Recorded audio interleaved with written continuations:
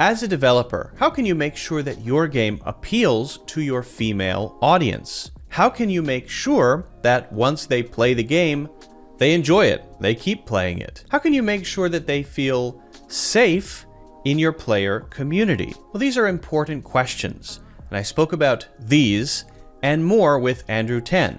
He is the head of community management at Yotta One. Very interesting conversation.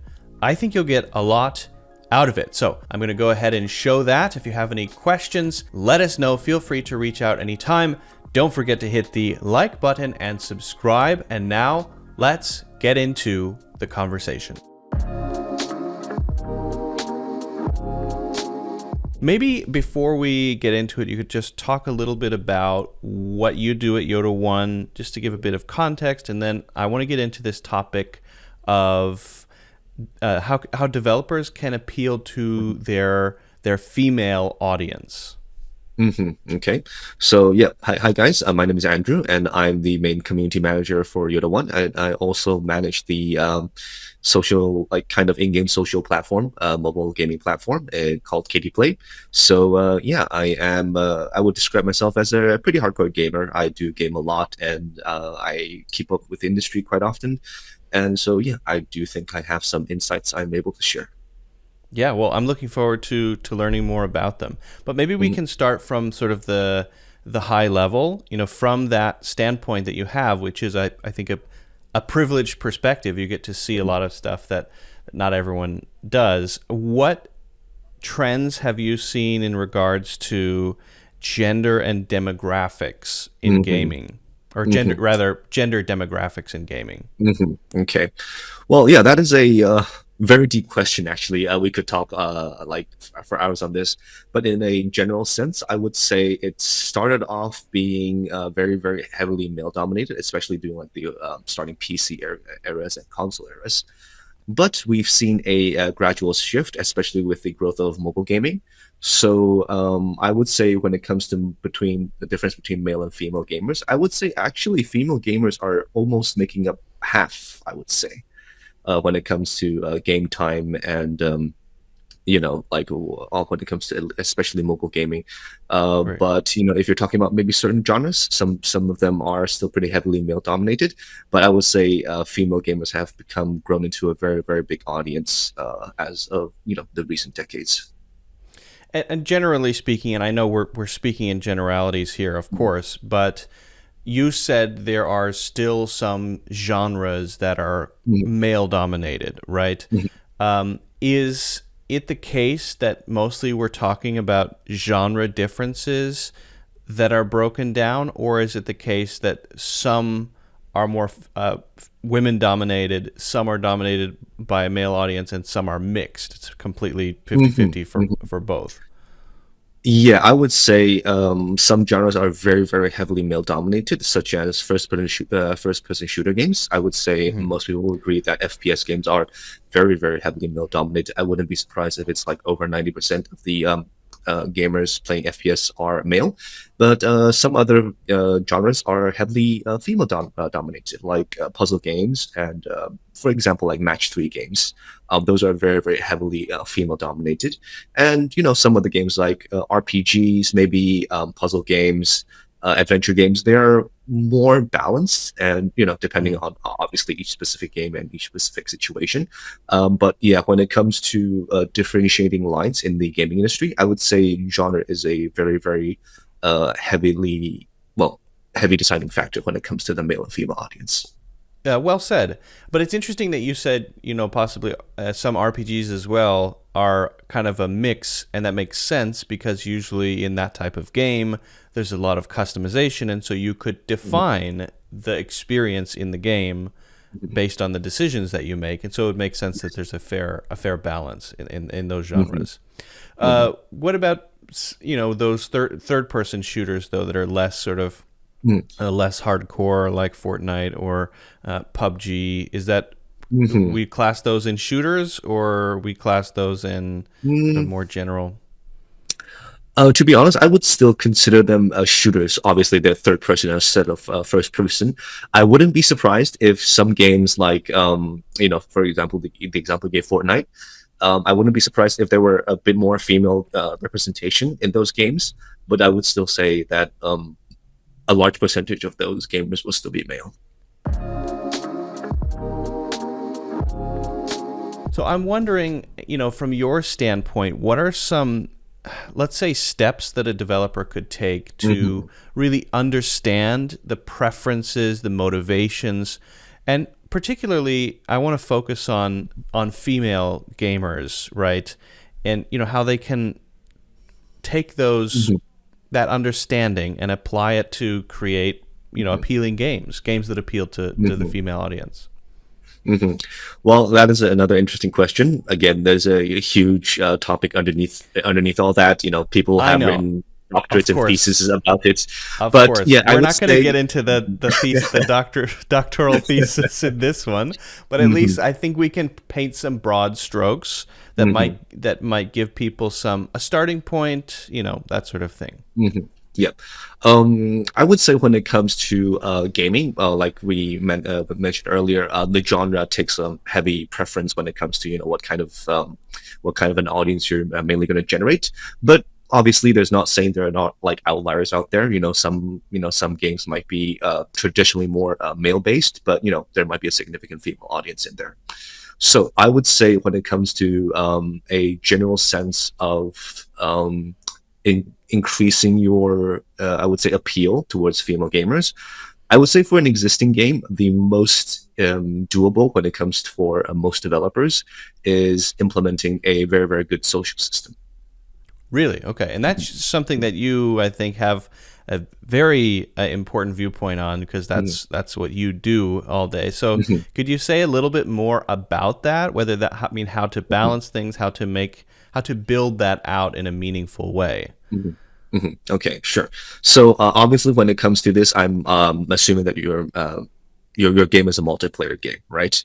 So when it comes to multiplayer games, obviously, social interaction, player interactions plays a factor into how attractive the game is for players. So when it comes to online social interactions between gamers, I wouldn't be surprised if not all, 90% of female gamers have faced some sort of harassment or bullying when it comes to interacting online, especially in the gaming industry. Like me being a guy, obviously I don't see that. I if I get shouted at or if I get bullied, because maybe I'm not very good at the game, which is fine. People take out their frustrations differently. But when it comes to how it differentiates between that kind of general gamer talk, I would say, like trash talking each other, that's perfectly fine. But when it comes to female gamers, a lot of it is directed towards the sole fact that they are female. So I would ask any female gamer that has spent a good amount of time online, they can tell you that, yeah, they face that very, very often. So even to the sense that a lot of them they try not to use voice communication. They don't speak. Yeah, they don't speak when it comes to when they're gaming.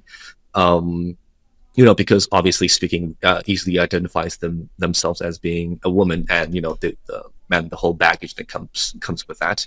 And some women stay away from social games entirely.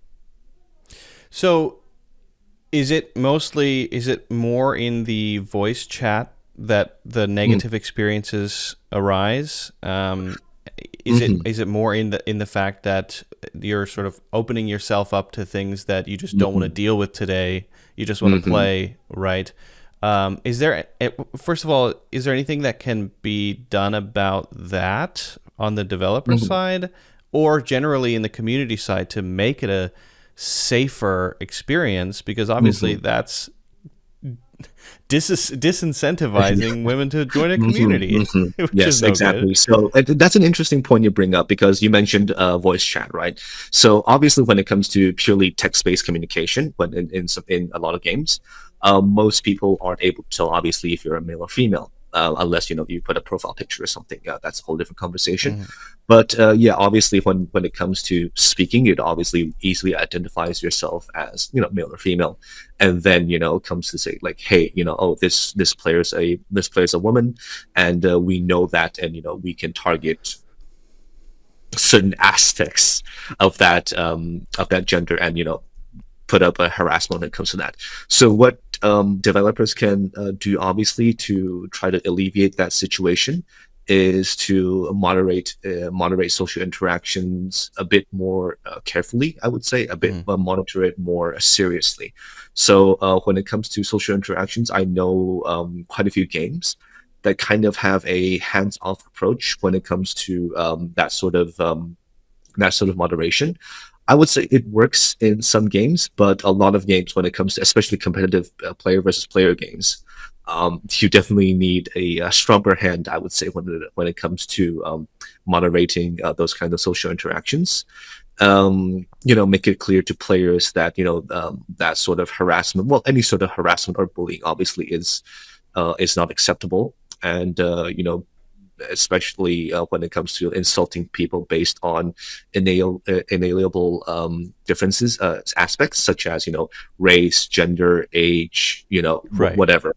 Make it clear to the community that these sorts of interactions are not acceptable, and act on those. So be it like temporary muting from social systems, um, temporary account bans, or even permabans.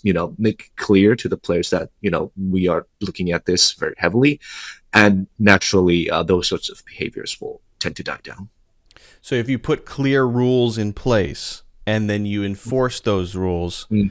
then you're going to create a sort of safer atmosphere for Mhm. everyone concerned Yes. and curb some of those sort of toxic sorts of Mhm. behaviors that Mhm. I'm sure they probably negatively affect the game broadly anyway, Mhm. right? Yes, yeah, especially like obviously when it comes to a PvP game, some amount of trash talking or gamer talk is unavoidable, and I would say acceptable. Like, hey, you're like like, attackers, what are you doing? You're bad at this game. You're trash. Yeah, these things happen in the heat of the moment. We can understand, I think, and most of us can accept that. But when it comes to attacking things like, hey, you're a woman, go do this, and Right, right. that obviously crosses a line where it becomes unacceptable, and Absolutely. this in and itself um really, well, one thing, if you accept that, it encourages that sort of behavior because they know they can get away with it. So it will breed more of that toxic behavior. That toxicity kind of festers and breeds upon itself. So it kind of grows like a plant, almost like a very, very especially toxic poisonous plant. So yeah, try to like quash it, nip it in the bud as much as possible. Obviously, like, and also like you mentioned, this doesn't just create a safer environment for female players. It creates a safer environment for all players. And when it comes to safer environments, obviously, people are less affected by toxic behavior, and naturally, I would say, your player retention rate go up because they're not stressed out by playing a game. Right. Yeah, exactly. So it's obviously no reason not to do that other than maybe resource limitations, Hmm. which I think might, is a concern. So as a community manager, I Hmm. wonder if you could speak not only to sort of the resource side of things and how much time and energy goes into maintaining, let's say, an inclusive, nice Hmm. environment Hmm. community in a game, right? But also how you strive to find that balance, not just for voice chat, Hmm. but in a community in general. That is a great question. So when it comes to resources, on the resource side, obviously you can't read every single message all the Right. time. You can't moderate everything. That's basically impossible for any game. But what you can obviously do is make a flagging system. So, for example, if a message gets flagged by a certain amount of people, it brings it up to your attention. So that is what we're doing with our current system with our games in Yoda One. So we have a flagging system, and then once it's flagged and up to a certain amount, we have a scoring system on how serious it is. Okay, so if it reaches, like, let's say, a flagging score of 300, we will take a look at it. Okay, and then we can judge if this message is acceptable or not. And maybe if the score reaches 1000 before we can get to it, it automatically gets removed, or it automatically gets hidden for a while, like so we can review it. So that is obviously something that we can do, automate it to a sense. So that definitely helps alleviate a lot of the issues, especially if you didn't have any system previously, you didn't have a pre-existing system. So even that, basic sense of moderation really, really helps. And also, I would say use your players as a resource. So find players that are extremely active in the social aspect of your game, and talk to them and see if any one of them have a potential to become a mod. I would say a lot of players have, especially if they're very, very into a game, they really, really love the game. They would love to contribute some of their time and become a mod to take a look at messages and to hide and blacklist people that are abusive. Obviously, you can't grant them access to everything, and it is Right. not a 100% complete foolproof method, and it is somewhat prone to abuse. But again, that is up to each individual developer's sense of, hey, I trust this guy, I trust this player, I'm going to give him mod powers. Maybe maybe they can hide the messages, or maybe they can flag messages for your consideration, but they can't ban people, they can't blacklist people, and they can't delete messages. Don't give them something to do. Yes. Don't give them a tool for a final decision, but allow them to discover things and use their mod powers to help you then maybe find who to ban. Exactly. Yeah, that is very well put. So yeah, give them tools that will help you identify problem actors, and watch your efficiency definitely goes up even with a couple of these I would say super players moderators. Yeah. I want to though ask more, since we're on the community topic. In a game where there's a social aspect or a community aspect, but there aren't necessarily those identifiers, voice, for example, are there things to do as a community manager to simply make, not even from a moderation standpoint, but to make a community a more welcoming place, or at least a more interesting place for everyone, both male and female gamers alike? I'm wondering if our communities, do they tend to be biased toward male gamers just by default because it's games? or I mean, are there things that can be done to sort of make it feel like, hey, everyone feels comfortable here?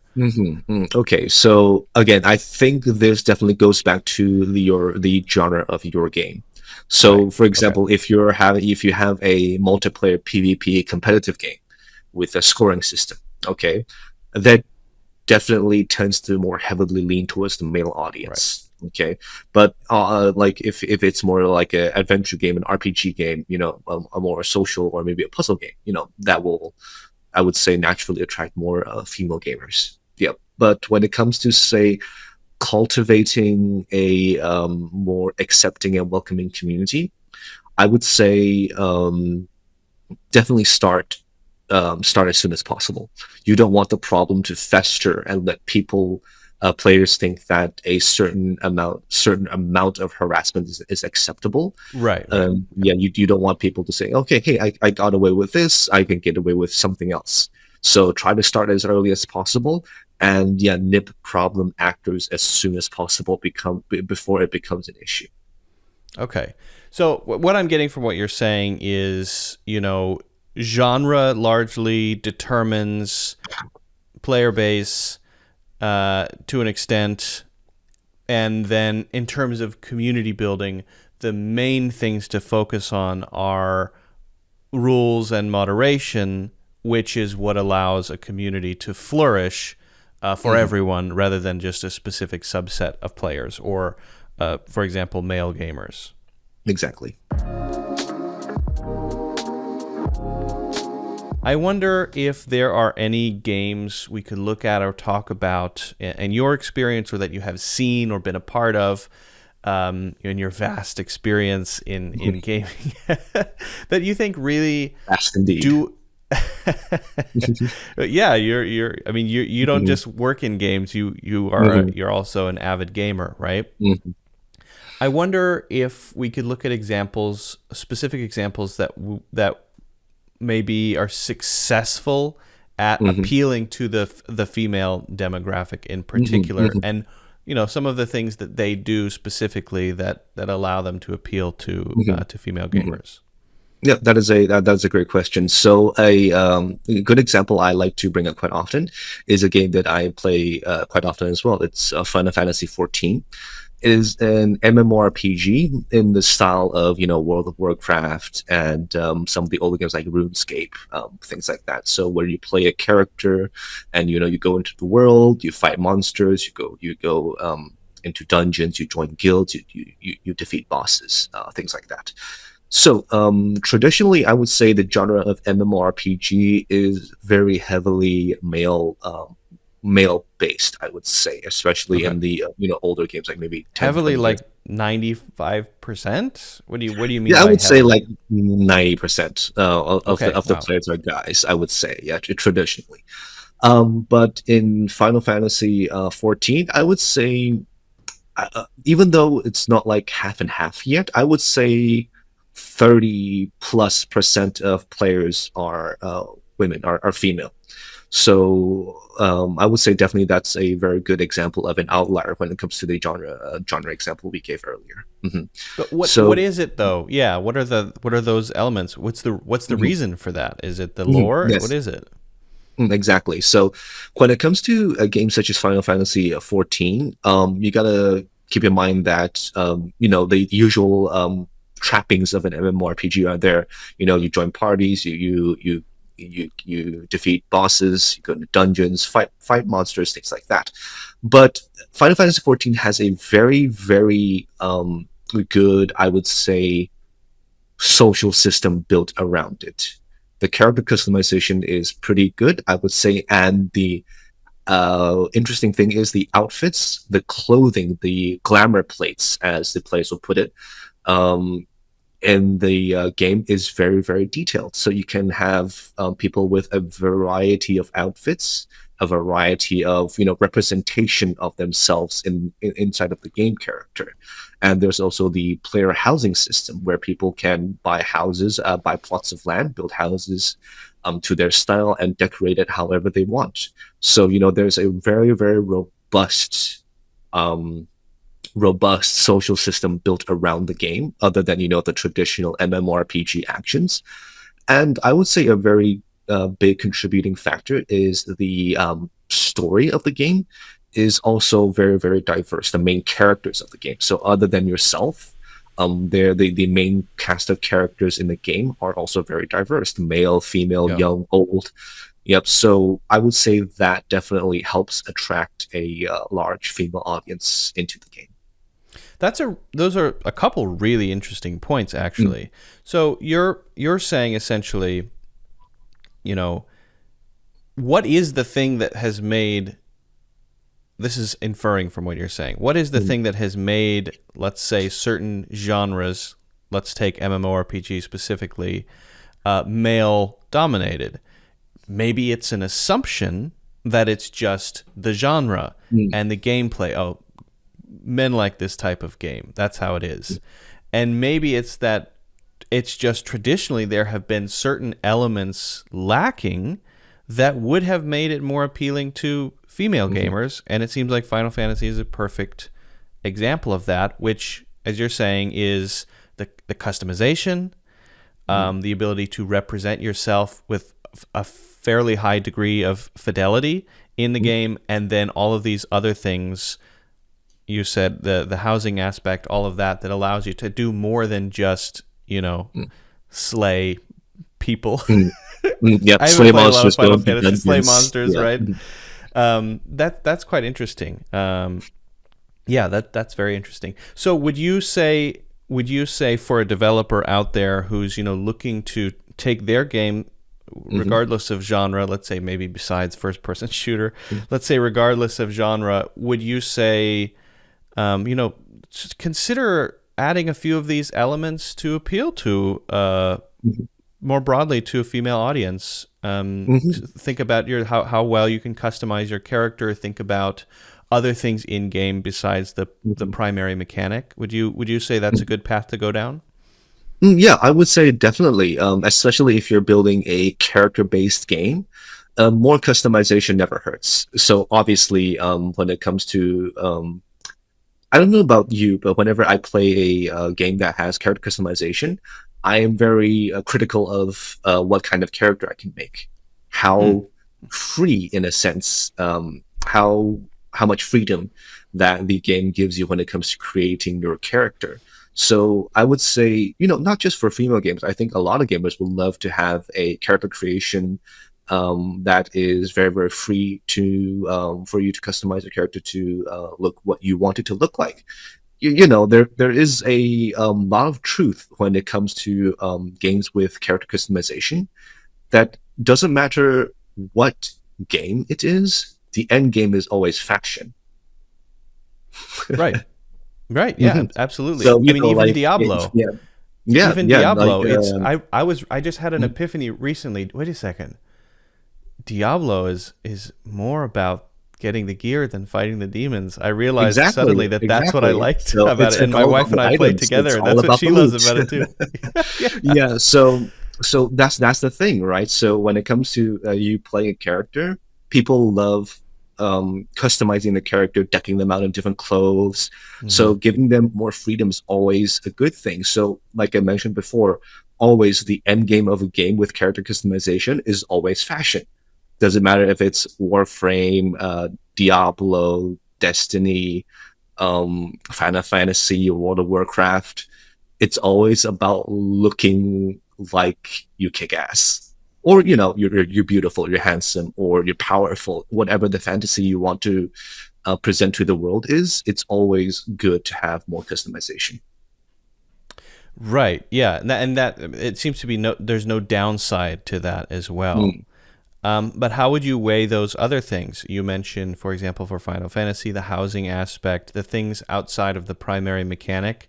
How would you weigh those in terms of, okay, I might be able to appeal to a broader set of gamers, but of course, adding those elements is probably also resource intensive. When do you think it's worthwhile to pursue some of those other elements? Okay. So yeah, that's obviously, resources, time, people, money. It's always the limiting factor. Um, I would say character customization is almost like a given now. Like, Right. Yeah. you need to have that when you're building certain games. Like, if you don't have it, people will be like, "Oh, why doesn't this game have this?" Every other game has that. So, when it comes to character Right. customization, I would say it's almost a given. It's just a matter of fact of how many options you give the players. So, adding more options, I would say honestly, once you get your base character system, like, I'm not like a professional game developer, but All right. All right. The playing the amount caveat is of in games, place. All right. All right. yeah, but with the amount of games I played, I have a general sense of like what it takes to do something in video games, developing them.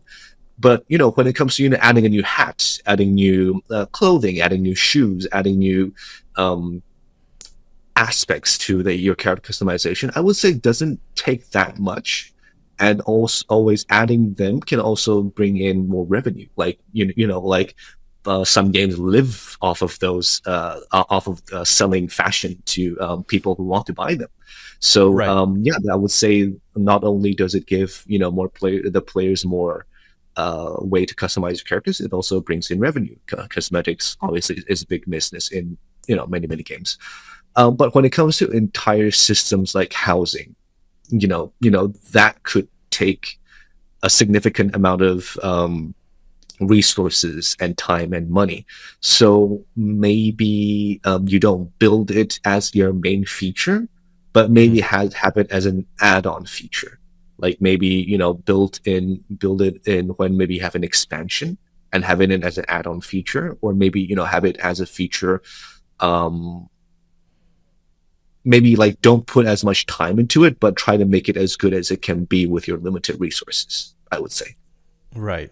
But also, and this is maybe a broader point, consider how two broad mechanics can work together in a game like Rodeo Stampede, a game that we've published for quite a long time. What, 6 years? So a long time, right? Somewhere about that, yeah. Yeah.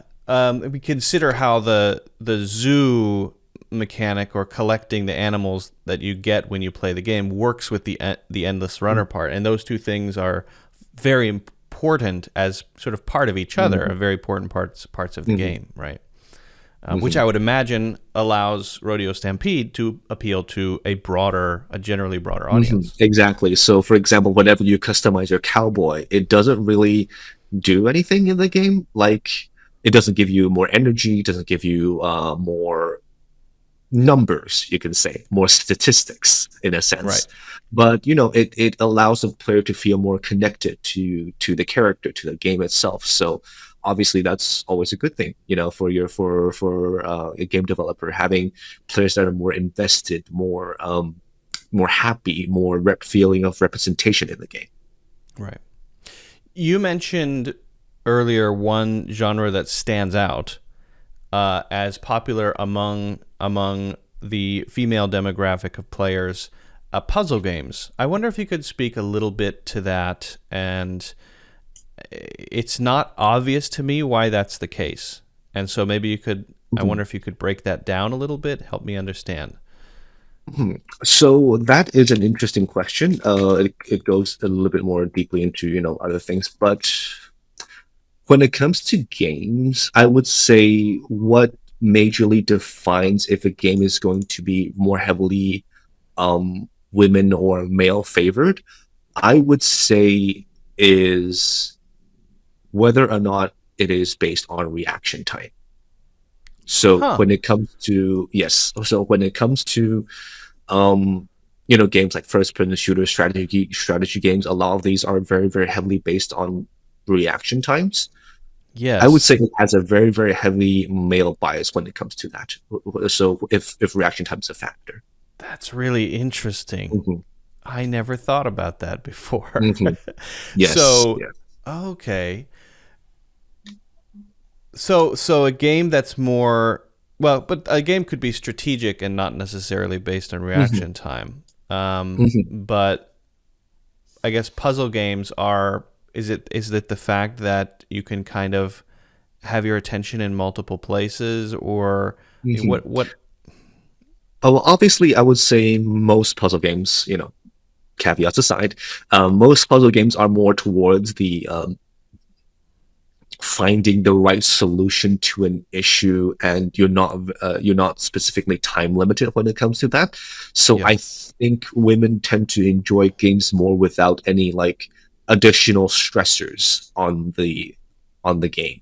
So for example, when it comes to for example, like strategic games, which sometimes have a time limit, but sometimes don't have a time limit, like turn-based strategic games, I would say even then you have additional stressors, like you have a fail state, you have a way to lose or be defeated, that may add stress to the game, which some male players tend to enjoy more, but maybe female gamers maybe tend not to enjoy as much. But again, there are outliers. So for example, I'm not sure how familiar you are with the Fire Emblem series. Not very. No, honestly, not Okay, very. so Thanks Fire for Emblem outing me on series. that, by the way. No problem. So the Fire Emblem series is a turn-based strategy game franchise. The games are mainly like, well, 99.9% of the games are turn-based strategy, Mhm. but it tends to have a more female-based audience in comparison to other more turn-based strategy games, because they tend to have very, very interesting social systems. Like you can marry characters like you can have Wow. characters marry each other. You can have characters have conversations with each other.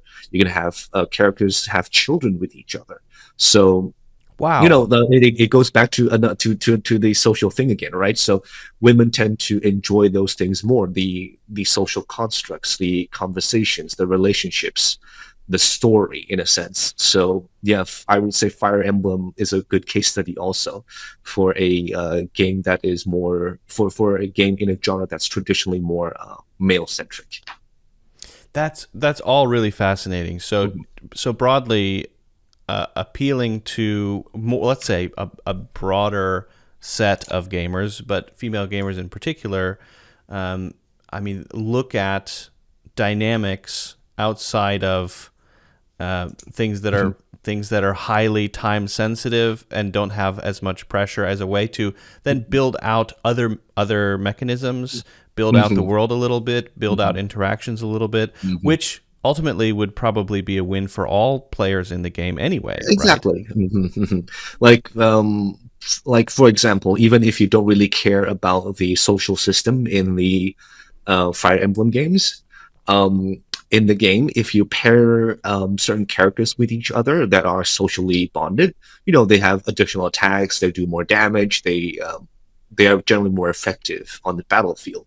So, even if, you're personally not really interested in the conversations or the social constructs of the characters, you get additional bonuses.